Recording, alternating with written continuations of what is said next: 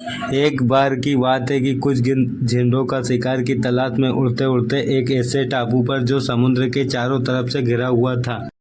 जब वे गिद्धों का झुंड उस टापू पर उतरता है और देखता है कि यहाँ तो बहुत सारी मछलियाँ, मेंढक है और यहाँ शिकार करना बहुत ही आसान है और हमें यहाँ पर इस टापू पर पेट भर मछलियाँ, मेंढक, केकड़े खाते हैं और 2 दिन तक वे सारे गिद्ध उस झुंड उस टापू पर रुका रहता है।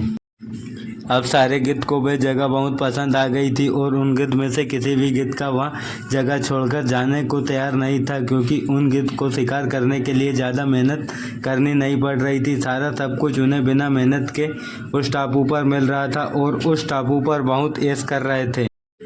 तभी उनमें से एक बूढ़ा गिद्ध उन सभी को उस टापू पर से वापस चलने को कहता है, लेकिन कोई भी गिद्ध उस टापू को छोड़ना नहीं चाहता था।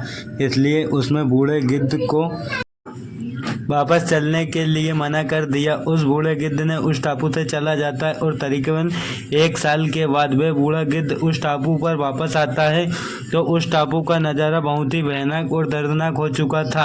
वह गिद्ध की लाश पड़ी हुई थी और कुछ गिद्ध घायल पड़े हुए थे।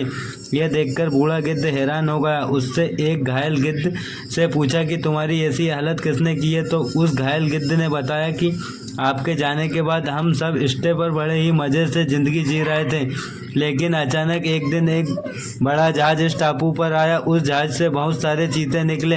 हमने जैसे ही उन चीतों को देखा और उड़ने का प्रयास किया तो हमारा वजन ज़्यादा होने के कारण हम उड़ नहीं पाए और हमारे पंख भी कमज़ोर थे। इसी वजह से उन चीतों ने हमारा शिकार करना शुरू कर दिया। घायल गिद्ध ने कहा, मुझे अब समझ आ गया कि कंफर्ट जोन के बाद उससे बाहर आना बहुत मुश्किल होता है और किसी भी तरह से चुनौती आने पर उसका सामना करना मुश्किल हो जाता है।